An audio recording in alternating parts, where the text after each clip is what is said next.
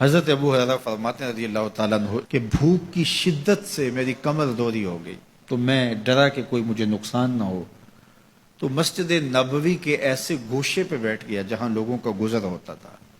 میرا خیال یہ تھا کہ کوئی شخص مجھے دیکھے گا اور دیکھ کر کے پہچان جائے گا کہ مسئلہ کیا ہے، لیکن جو بھی گزرتا سلام کر کے چلا جاتا، شاید اسے جلدی ہوتی، یا پھر ہستی پلکوں کے نیچے غم بھی پلتے ہیں، مگر کون دیکھتا ہے اتنی گہرائی میں۔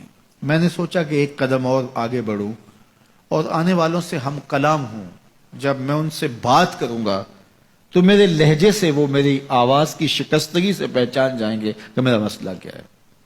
تو کہتے ہیں حضرت عمر رضی اللہ تعالیٰ عنہ آئے، میں ان سے کوئی مسئلہ شرعیہ دریافت کیا، لیکن شاید انہیں بھی جلدی تھی، انہوں نے مسئلہ بتایا اور آگے بڑھ گئے۔ میں پریشان تھا کہ حضرت سیدنا صدیق اکبر رضی اللہ تعالیٰ عنہ آئے۔ میں نے ان سے بھی قرآنی آیت کے بارے میں سوال کیا، لیکن وہ بھی جلدی میں تھے اور انہوں نے بس آیت بتائی اور آگے گزر گئے۔ تو فرماتے ہیں کہ میں ایک عجیب کیفیت میں مبتلا بیٹھا تھا کہ ایک جانب سے روشنی اٹھی اور دل و قلب و نگاہ کا مرشد اولین آ گیا۔ تو کہتے ہیں حضور آ گئے، تو چونکہ میری عادت بنی ہوئی تھی کہ میں ہر آنے والے سے مسئلہ ہی پوچھ رہا تھا، تو میں نے حضور سے بھی مسئلہ پوچھ لیا۔ تو حضور نے میری جانب دیکھا اور پھر زیر لب مسکراتے ہوئے بولے، ابو ہریرہ بھوک لگی ہوئی ہے؟ میں نے کہا جی حضور مجھے بھوک لگی ہے۔ کہا میرے پیچھے آ جاؤ۔ حجرات اقدس کی قربت میں حضور پہنچے تو اہل خانہ کو آواز دی کچھ کھانے کے لیے ہے؟ تو انہوں نے کہا دودھ کا ایک پیالہ ہے۔ مجھے فرمانے لگے ابو ہریرہ وہ جو صفہ کے چبوترے پہ بیٹھے ہیں جاؤ ان کو بلا لاؤ۔ کہتے ہیں دودھ کا ایک پیالہ، اور مجھے تسکین ہوئی تھی لیکن 70 آدمی بیٹھے تھے وہاں۔ خیر حکم تھا، میں بلا لایا، میرے ہاتھ میں دودھ کا پیالہ دیا، کہا ابو ہریرہ دائیں سے شروع ہو جاؤ۔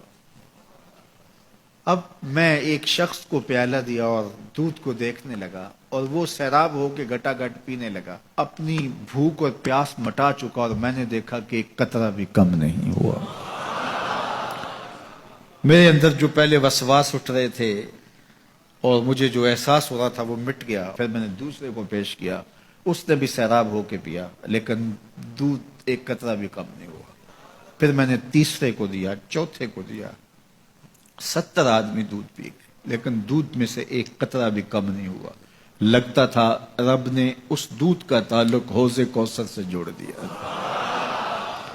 تو حضور نے فرمایا ابو ہریرہ، میں نے کہا جی حضور۔ فرمایا کون باقی؟ میں نے کہا حضور ایک آپ باقی اور ایک میں باقی۔ تو فرمایا اب تم پیو۔ تو کہا کہ میں نے دودھ پیا اور خوب سیراب ہو کے پیا۔ حضور نے فرمایا اور پیو، میں نے اور پیا۔ پھر فرمایا اور پیو۔ میں نے کہا مجھے قسم ہے اس ذات کی جس نے آپ کو حق کے ساتھ مبعوث کیا ہے، میرے میں ایک قطرے کی گنجائش بھی نہیں ہے۔ حضور نے میرے ہاتھ سے دودھ لیا اور خود نوش جاں کرتے ہوئے فرمایا ساقی القوم آخرہم شربا، قوم کا جو ساقی ہوتا ہے وہ آخر میں پیتا ہے۔ تو دودھ کا ایک پیالہ 72 لوگوں کے لیے کافی ہو گیا۔ یہ صحیح حدیث کے اندر حضور کا معجزہ موجود ہے، آپ نے بارہا علماء سے سنا۔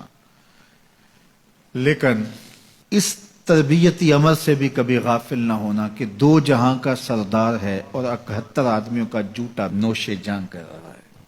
آج جب دولت پھیل رہی ہے، لوگوں کے پاس وسائل زیادہ ہوتے چلے جا رہے ہیں، تو ان کو ایک دوسرے سے گھن آنا شروع ہوتی ہے، برتن الگ ہوتے چلے جاتے ہیں۔ اسی زمانے میں تمام افراد ایک ہی برتن میں بیٹھ کے کھاتے تھے۔ پہلے یہ ہوتا تھا ایک گلی میں 2 امیر رہتے تھے، 4 غریب رہتے تھے، 2-3 مخیر حضرات اور جو ہے وہ کچھ متوسط لوگ رہتے تھے، اور ایک چھوٹا سا کنبہ اور قبیلہ ہوتا تھا، اور وہ ایک دوسرے کی ضرورتوں کا خیال رکھتے تھے۔ پیسے زیادہ آ گئے تو اب امیروں کو اس گلی سے گھن آنے لگی، تو وہ وہاں سے نقل مکانی کر گئے، انہیں وہاں رہنا اچھا نہیں لگتا۔ یہ بات ذہن میں رکھیے گا کہ ہمارے دین نے ہمیں ایک دوسرے کے دکھ بانٹنے کی تلقین کی ہے، ایک دوسرے کے قریب ہو کے رہیں اور ان کی ضرورتوں کا خیال رکھیں۔ اپنی استطاعت کے مطابق کسی کی عزت نفس کو نقصان پہنچائے بغیر، شہرت، ریا اور کسی اس طرح کی مرض کو اپنے قریب جو ہے وہ نہ آنے دیں، اور لوگوں کی اس مخفی انداز سے مدد کریں کہ ان کی ضروریات پوری ہوں۔ بلکہ میرے حضور نے ارشاد فرمایا، جس شخص نے صدقہ کیا اور اتنے مخفی انداز میں کیا کہ جو دائیں نے خرچ کیا بائیں کو خبر نہیں ہوئی، جب بائیں کو خبر نہیں ہوئی تو ہمسائے کو خبر کیسے ہوگی؟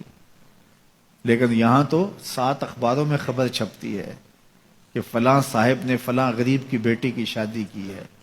ذرا سوچ، اگر یہاں تیری بیٹی کھڑی ہوتی تو تیرا روح سخن کیا ہوتا؟ لوگوں کی غربت کا مذاق نہ اڑاؤ، لوگوں کے جذبات سے کھیلو نہ۔ اللہ نے اگر آپ کو کچھ عطا